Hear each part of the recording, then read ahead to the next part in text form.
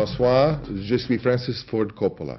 Bonsoir, monsieur Coppola. Bonsoir, mesdames et messieurs, l'auteur du Parrain.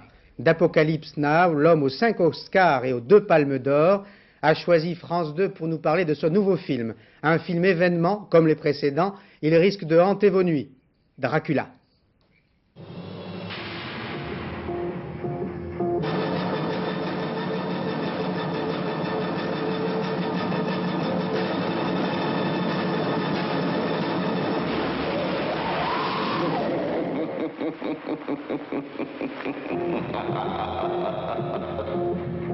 Frisson garanti, nous retrouverons le vampire et l'auteur dans moins d'une demi-heure. Mais sachez que dans l'actualité, la vraie, il y a parfois des contes de fées, une fois n'est pas coutume.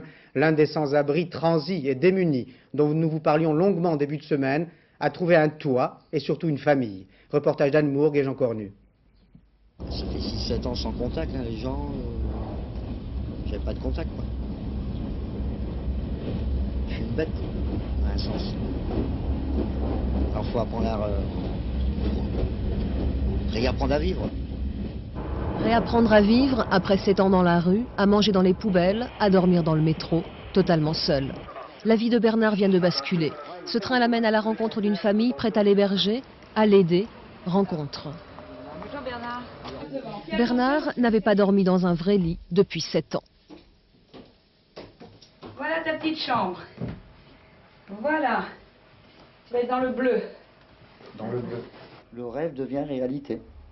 Là, c'est un miracle. Il s'est produit un truc... On m'aurait dit ça avant, j'aurais dit non. C'était pas vrai. Hein. J'y croyais pas. Bernard a 3 enfants, il ne les a pas vus depuis 7 ans. C'est lui qui demande à sortir Louis, le petit dernier. Il n'est pas ici pour être à charge, dit-il, et souhaite se rendre utile. Il pourrait bientôt trouver un travail définitif. Florence a déjà commencé à chercher. 2 fois déjà, elle a hébergé et trouvé un emploi à des personnes en difficulté. Ça m'a touchée de voir qu'il était là depuis 7 ans, qu'il était à la rue depuis 7 ans. J'ai trouvé ça absolument incroyable. On m'aurait dit 3 mois, 4 mois. 7 ans, mais c'est énorme, c'est immense, c'est fou. C'est fou, 7 ans dehors, 7 ans sans travail, 7 ans sans parler à personne, 7 ans sans aide. C'est incroyable. Alors voilà, on vous donne un petit cadeau de bienvenue à Saint-Émilion. Et je vous fais un gros baiser. Premier dîner en famille, premier cadeau, une cravate. Il y a bien longtemps qu'il n'en avait pas porté. Bernard a même trouvé la fève. Ce soir, il est le roi. Et par la suite, il lui a revendu. Attends, je commence à y croire. Bah ouais.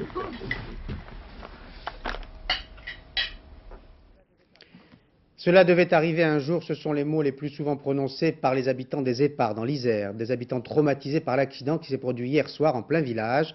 Les freins d'un poids lourd ont lâché dans une descente, bilan 10 morts et 4 blessés. Reportage de Françoise Vallée et d'Olivier Jacquelin.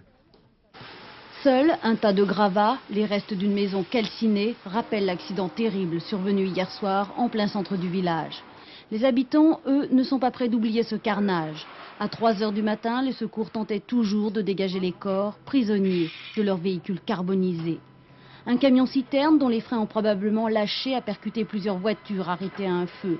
Puis il s'est encastré dans un semi-remorque. Sous le choc, les véhicules se sont embrasés. On a entendu un bruit suspect, disons. Je n'ai pas bien analysé sur le moment ce que ça pouvait être. Puis quand je suis venue voir tout de suite, j'ai vu ça. J'ai vu cet homme là-bas qui se débattait dans les flammes. Déjà, c'était affreux. Mais ça, je ne pourrais jamais oublier. Jamais. À l'entrée du village, une pente de 10%, réputée dangereuse. Les riverains ne comptent même plus les camions qui n'arrivent pas à s'arrêter au feu. Les camions, des fois, ils passent à 80, 90. Sans compter le feu rouge, 9 fois sur 10 qui est grillé pratiquement là. Le feu rouge, là... Mais je le dis et tout le monde le dit, nous, il n'y a pas très longtemps que nous sommes ici, mais ça devait arriver un jour. Hein. Et tous les habitants le disent. On ne devrait pas passer dans un village comme ça, ou alors on devrait faire quelque chose pour ralentir, à mon avis. Là, je ne sais pas ce qu'il veut faire, mais il va falloir interdire les poids lourds. Là, je ne sais pas comment ça va marcher. Aujourd'hui, le maire des Éparres a pris un arrêté pour interdire aux poids lourds la traversée de son village. Un arrêté qui a reçu un agrément provisoire de la part du préfet, qui se prononcera à nouveau au vu des résultats de l'enquête. Et cet accident est d'autant plus préoccupant qu'il existe en France d'autres descentes ou carrefours dangereux, d'autres points noirs. Alban Mikosi. Pentes vertigineuses, croisements sans visibilité, les routes françaises recèlent de nombreux points noirs, une quarantaine pour le seul département de l'Isère, plus encore l'hiver, lorsque les conditions sont difficiles. En moyenne, la route tue 23 personnes par jour, mais les poids lourds ne sont impliqués que dans 6% des accidents. En termes de victimes, ils sont, du fait de leur masse, à l'origine d'accidents sensiblement plus graves, ils représentent 15% des tués. La réglementation française impose aux camions-citernes des contraintes spécifiques. L'interdiction d'accéder à certaines routes, notamment après une descente difficile, des limitations de vitesse plus sévères, 50 km/h en ville, 60 à 80 sur route. Côté cabine, les chauffeurs qui transportent des matières dangereuses subissent des examens tous les 4 ans. Les camions sont vérifiés chaque année, en particulier l'étanchéité des citernes et le double freinage. Mais problème, le recours au freinage anti-blocage n'est pas systématique, lui seul pourtant permet d'éviter ceci. Le vent aura sans doute raison du pétrolier libérien qui s'est échoué sur l'une des îles Shetland. L'épave risque de se casser en deux. Les conséquences économiques de la marée noire sont déjà graves pour l'archipel. De grands distributeurs britanniques ont décidé de boycotter son saumon. Nous retrouvons notre envoyé spécial Christian Marimono. Les éleveurs de saumon sont très inquiets ce soir. La deuxième activité industrielle du pays est menacée. Elle rapporte chaque année 200 millions de francs. En raison des risques de pollution, les deux plus grandes chaînes de distribution ont décidé de ne plus acheter de saumon des îles Shetland. Un mauvais coup pour la région. Il y aura peut-être 20% de l'élevage contaminé. Le reste n'a pas été touché. Mais le vrai problème, c'est que notre image en a pris un coup. Allez-vous exiger des indemnités? Nous ne voulons pas d'indemnisation. Mais certains des éleveurs seront obligés d'être indemnisés, car ils seront complètement ruinés. Les habitants, quant à eux, continuent d'aimer leurs poissons. Les collectivités locales s'organisent, placent des bouées pour protéger les installations. Les pêcheurs ont décidé dès demain de fermer certaines zones de pêche par précaution. Mais la marée noire s'étend, l'homme semble bien impuissant à contenir ce poison mortel. Les indices révélés par une mission d'enquête européenne dans l'ex-Yougoslavie sont de plus en plus concordants et accablants. Les Serbes, en guerre contre les Bosniaques, violent fréquemment les femmes ou les filles de leurs ennemis. Ce qui ajoute au crime, c'est que ces viols sont prémédités, programmés en quelque sorte, pour peupler la Bosnie d'enfants serbes. Ils appellent cela la purification. Dorothée Oliéric. Safa est sur le point de donner la vie, mais Safa déteste déjà cet enfant. Si elle le pouvait, dit-elle, elle le tuerait. Sa vie a basculé au printemps dernier, le jour où un soldat serbe est entré chez elle et l'a violée toute la nuit. Safa est musulmane. Arak, lui, est serbe. Il a avoué avoir violé 10 femmes et tué 6 d'entre elles. Pourquoi a-t-il violé? Pourquoi a-t-il tué? La guerre, dit-il, mais aussi ordre de ses supérieurs. Arak est aujourd'hui en prison. C'est toute l'histoire d'une guerre où les armes les plus immondes sont utilisées. Les conclusions de la mission d'enquête européenne parlent de 20 000 femmes et enfants victimes d'atrocités. On nous a parlé de fillettes, en tout cas de jeunes filles très jeunes qui auraient été violées et qui auraient pu même subir de telles violences qu'elles en seraient mortes, ou même de femmes qui auraient disparu après. On peut donc sous-estimer ces phénomènes. On peut aussi, quelquefois, peut-être pour certains endroits, les amplifier. Donc je crois qu'il faut être très, très prudent, simplement essayer de faire des recoupements, et nous pensons qu'en allant sur place, ce sera justement plus facile, mais en sachant que même sur place, c'est difficile. Le rapport, dont quelques extraits ont été diffusés aujourd'hui, est accablant. Les viols, je cite, ne sont pas des incidents périphériques à l'agression, mais sont bel et bien au service d'un objectif stratégique, celui d'humilier et de terroriser les communautés et de les chasser de leur région d'origine. Une véritable purification ethnique. Et les preuves sont de plus en plus tangibles, Philippe Arroy. Oui, vous savez, des preuves d'une systématisation des viols de femmes par les Serbes, trop de témoignages concordants, accablants, horribles nous sont parvenus pour qu'on ait beaucoup de doutes. Mais avant de les rendre officiels, les rapports de l'ONU, de la communauté européenne, il est indispensable de recouper les informations, de vérifier sur place afin qu'il n'y ait aucun doute sur l'ampleur des viols, sur leurs auteurs aussi, que la communauté internationale devra sanctionner. Trop de précautions ne doit pas choquer, ne pas réitérer Timișoara, Ne pas fermer les yeux, la vérité ne supporte pas la demi-teinte. Merci Philippe.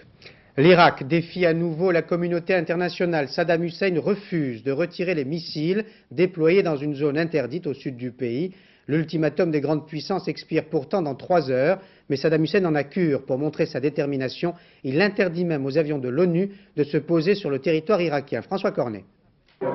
Réunion cet après-midi à Bagdad des plus hautes instances du régime de Saddam Hussein, le Conseil de commandement de la Révolution et la direction du parti Baas. Images que l'on croyait entrer dans la légende depuis la guerre du Golfe, mais qui sont encore aujourd'hui d'actualité. Bluff, défi, réelle détermination, moins de 3 heures avant l'expiration de l'ultimatum, l'Irak refuse toujours de retirer ses missiles SAM sur le 32e parallèle et se déclare prêt à riposter en cas d'attaque de la chasse alliée. Ces missiles solaires menacent les avions américains, chargés de la surveillance de la zone d'exclusion au sud de l'Irak, destinée à protéger les populations chiites des raids de l'aviation irakienne. Face au refus de Bagdad, le président Bush a réuni ses principaux conseillers à la Maison-Blanche. Il est soutenu depuis Little Rock dans sa fermeté par son successeur, Bill Clinton. Plusieurs options militaires sont prévues par les Américains. Elles vont du bombardement des rampes de missiles aux raids aériens contre des bases irakiennes.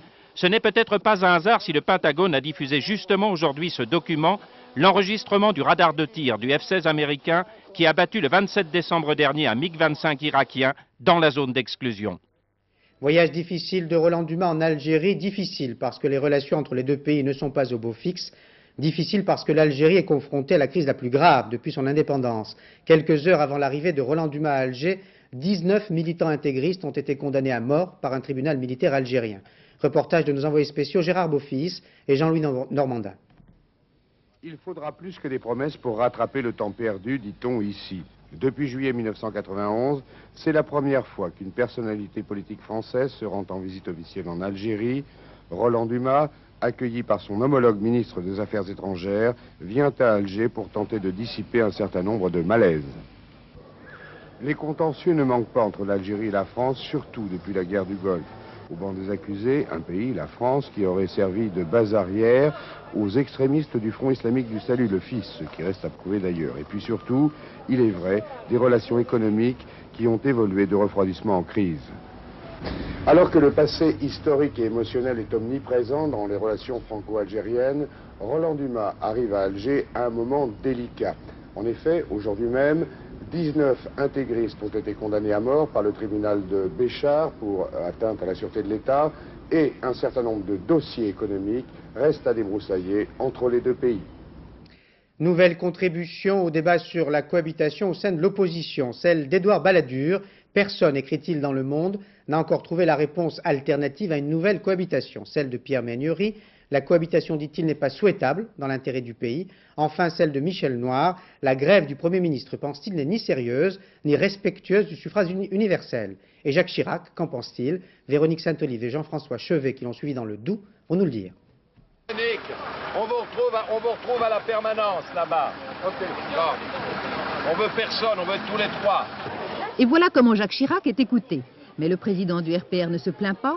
Sa campagne, réglée comme du papier à musique, lui fait parcourir la France et aborder partout les problèmes du cru.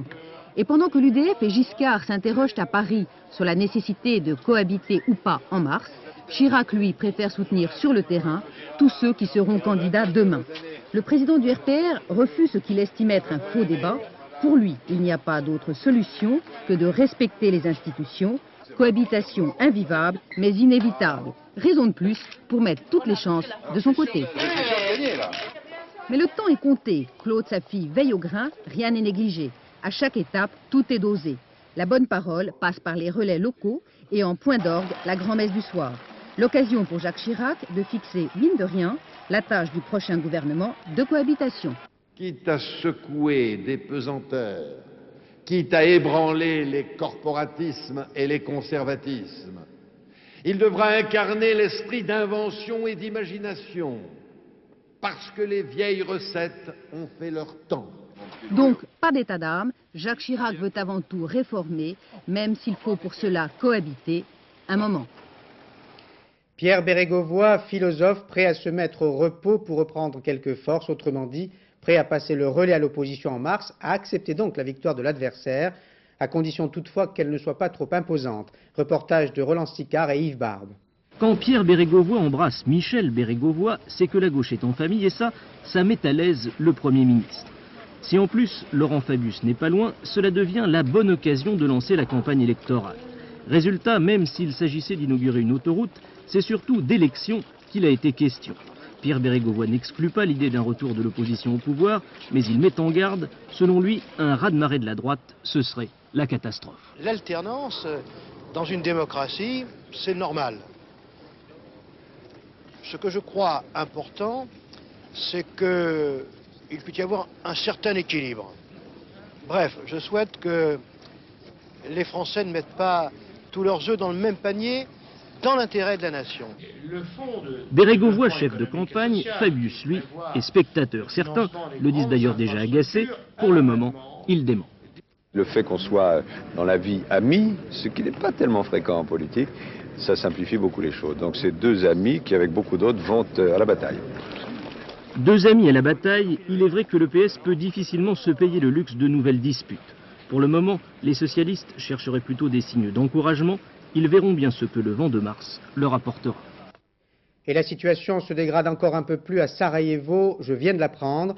Un vice-premier ministre bosniaque a été blessé grièvement par des Serbes. Il se trouvait dans un blindé de l'ONU, dans un blindé des casques bleus français. Ils ont arrêté le blindé, ont fouillé le véhicule. Quand ils ont reconnu le vice-premier ministre, ils ont aussitôt tiré. 7 juges en révolte, 7 juges d'instruction du tribunal de grande instance de Strasbourg. Ils ont demandé à être déchargés de leurs fonctions en signe de protestation contre la réforme du code de procédure pénale qui, à leurs yeux, menace leur indépendance. Christine Beauce, Sylvain Gauthier. Les 7 juges d'instruction du tribunal de Strasbourg ont demandé collectivement aux gardes des Sceaux de les décharger de leurs fonctions d'instruction. Du jamais vu dans le monde de la justice française. Compte tenu des difficultés d'application de cette loi, nous demandons donc maintenant à être déchargés des fonctions de l'instruction, car nous estimons ne plus pouvoir les exercer de façon correcte et permettant de juger les affaires dans un délai raisonnable. Il faut savoir, par exemple, que sur Strasbourg, les affaires ne sont audiencées aujourd'hui qu'à partir du mois de février 1994. Ralentissement d'une justice déjà lente, développement d'une justice à 2 vitesses au détriment des victimes, les craintes de ces 7 juges sont partagées par l'ensemble de la profession. D'autres tribunaux pourraient leur emboîter le pas. Le mouvement risque donc de s'étendre, Dominique Verdeillan ? Probablement. Plus question de descendre dans la rue ou de tenir des assemblées générales comme en 1990. L'action symbolique aujourd'hui est tout autre. Des juges demandent leur mutation. Ils font jouer en quelque sorte leur clause de conscience. Ces magistrats ne veulent plus servir une justice dans laquelle ils ne se reconnaissent plus. Ce n'est pas un hasard si cette grogne provient des juges d'instruction. Les 574 magistrats instructeurs sont depuis des années au centre des réformes. L'homme à abattre, le juge en sursis, se retrouve désormais face à une loi à 244 articles qui ne le satisfont pas entièrement. Une loi enfantée, disent-ils, au lendemain d'affaires politico-judiciaires, une loi votée et appliquée à la va-vite, le nouveau code de procédure pénale sera entré en vigueur à 80% le 1er mars prochain, d'où l'irritation et la fronde de magistrats qui se sentent une nouvelle fois prisonniers des échéances politiques. Merci Dominique.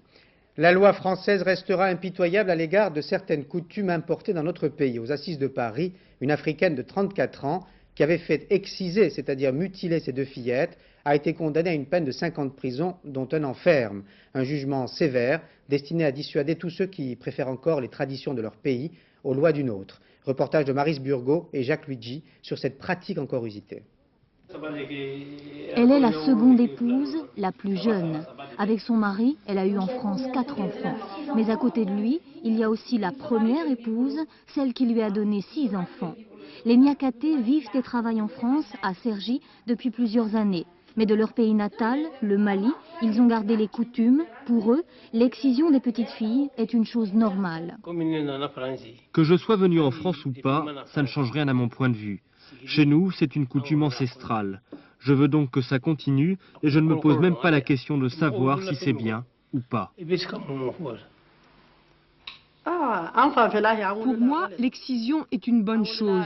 Depuis la nuit des temps, c'est ce que nos ancêtres nous ont dit. Mais puisque vous, en France, vous pensez que ce n'est pas bien, on arrêtera. Mais là-bas, chez nous, ça continuera. En France, en effet, depuis 1984, l'excision des filles, c'est-à-dire l'ablation du clitoris, est considérée comme un crime. Dans ce centre de prévention infantile au Val-Fouré, les médecins admettent que depuis l'adoption de ces lois répressives, le nombre d'excisions a baissé. En 1985, 25% des petites filles noires examinées ici étaient excisées. Aujourd'hui, elles sont 4%. Ce qui ne veut pas dire que le problème est résolu pour autant.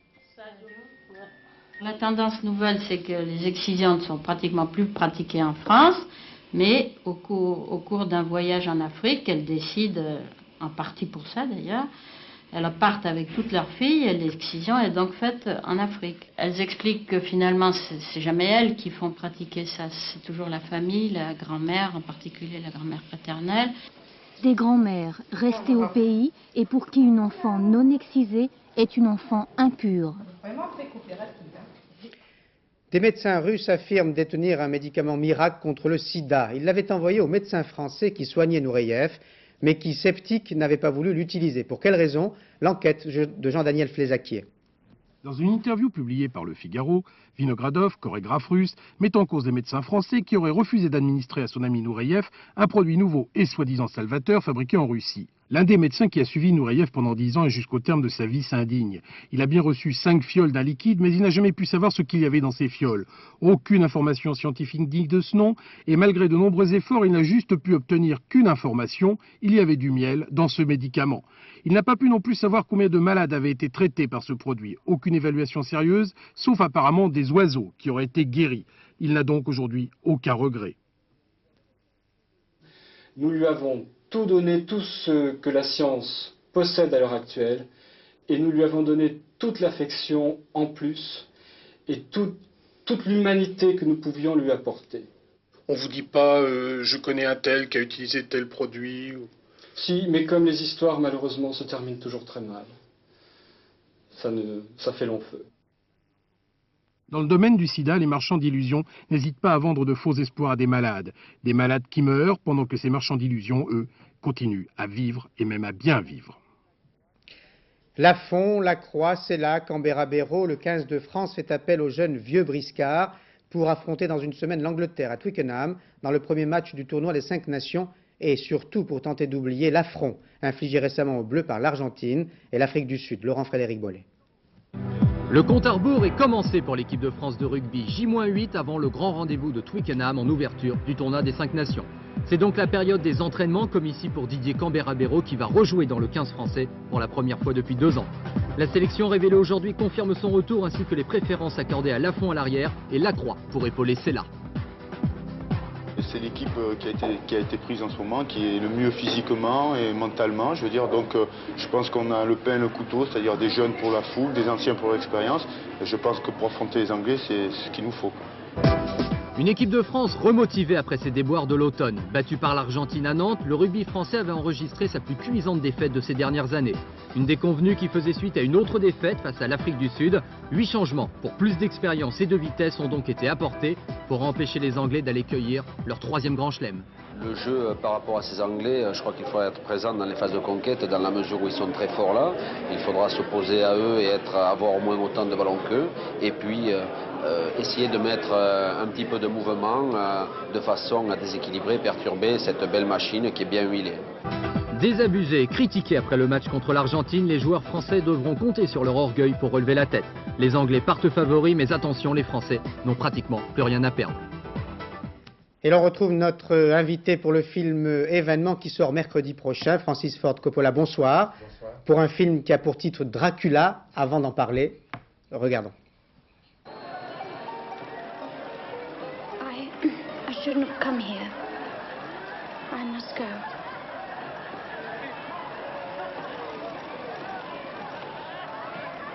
Do not fear me.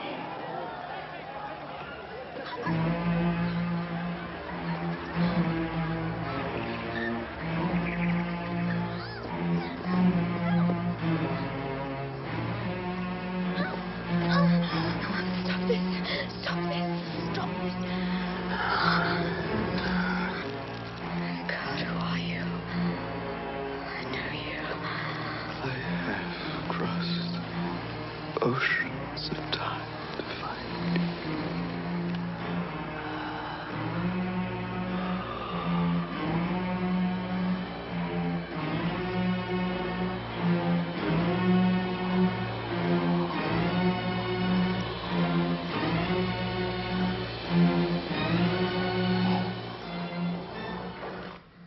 Alors, Francis Ford Coppola, je ne sais plus, j'ai vu le film évidemment, la conscience professionnelle m'oblige à le voir, j'y ai pris un plaisir immense, mais je ne sais plus si c'est un film d'horreur ou un film d'amour.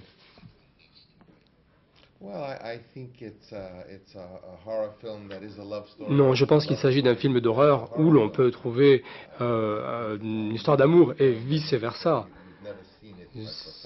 C'est, je crois, une innovation, c'est un film tout à fait inédit. Alors, dans ce film, il y a des scènes où on manque s'évanouir, et il y a des scènes où on est plein d'émotions. Vous êtes à ce point sadique avec le spectateur ?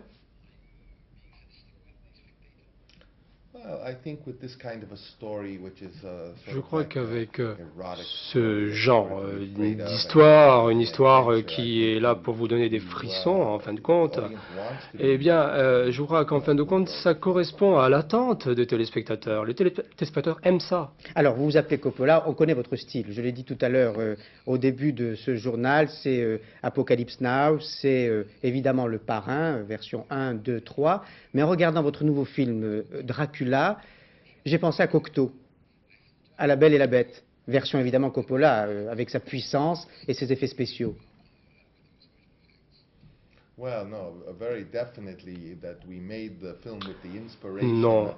je ne pense pas. Il est vrai que l'on peut retrouver ici des réminiscences de certains films de Cocteau avec toute la dimension de magie, de naïveté également.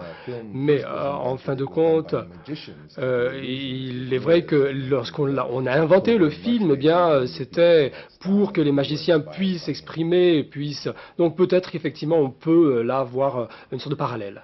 Qui est le plus laid dans votre film, Dracula ou l'homme? The ugly thing? Yeah. Well, I think, Dracula comes in many forms. Il faut savoir que Dracula apparaît sous différentes formes. Ça peut être un monstre, un homme. Il change de forme, en fin de compte, comme n'importe quel esprit. Alors, je vous pose la question parce que, je ne veux pas raconter évidemment le film ni la fin du film, mais il y a quelquefois une sorte de solitude qui se dégage de lui, et il y a parfois d'autres hommes au vrai visage humain qui peuvent être encore plus durs que le vampire, que le monstre. Well, of course, we make these kinds of films and we examine these kind of films because we do. Oui, il est vrai que nous agissons comme ça dans ces films, dans la mesure où parfois cela correspond à un vécu. Et c'est tout à fait agréable, d'ailleurs, je dois dire, car ça agit comme une sorte de psychothérapie. Vous arrivez comme ça à exprimer vos aspirations, vos désirs. Alors, je vous pose la question parce qu'il y a... Et là, je vais m'adresser à l'auteur du film Apocalypse Now, sur la guerre du Vietnam, évidemment. Je vous pose la question parce qu'il y a presque une actualité dans votre film, même si l'histoire se déroule d'abord il y a 5 siècles, puis au siècle dernier. J'ai l'impression que... Et cette histoire commence d'ailleurs en Europe de l'Est, en Transylvanie. J'ai l'impression qu'il y a des Dracula aujourd'hui. Tout à l'heure, je ne sais pas si vous avez vu tout le journal, il y a des hommes qui violent des femmes en Europe de l'Est et qui sont des Dracula, même si ce sont des hommes.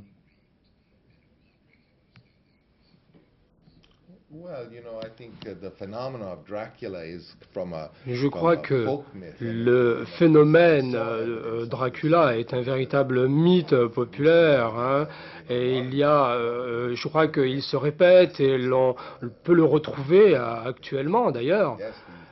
Et il est vrai, vous avez raison que tous ces violeurs sont, dans le sens moderne du terme, des Dracula. Et l'américain Coppola, que pense-t-il de son pays actuellement, qui joue à la fois aux médiateurs, aux pays de paix, mais aussi aux gendarmes du monde?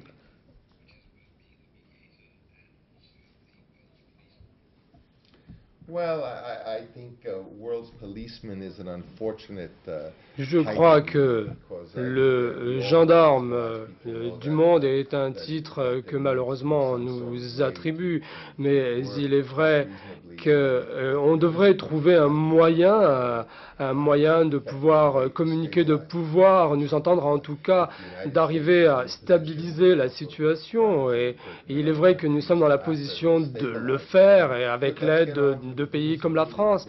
Mais je crois qu'aujourd'hui, il nous faut construire un monde où il fait bon vivre.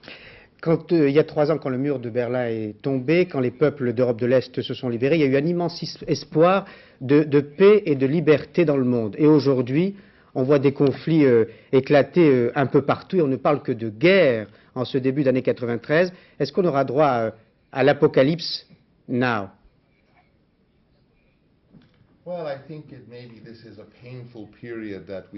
C'est peut-être une période difficile, une période de transition difficile par laquelle nous devons passer malheureusement, mais on va voir, je crois, quand même la fin de toutes ces formes de haine, d'intolérance. Celles-ci doivent en tout cas prendre fin. Encore une fois, nous devons construire un monde meilleur. Je reviens d'un mot à votre film. Je ne sais pas s'il faut le recommander aux petits ou pas.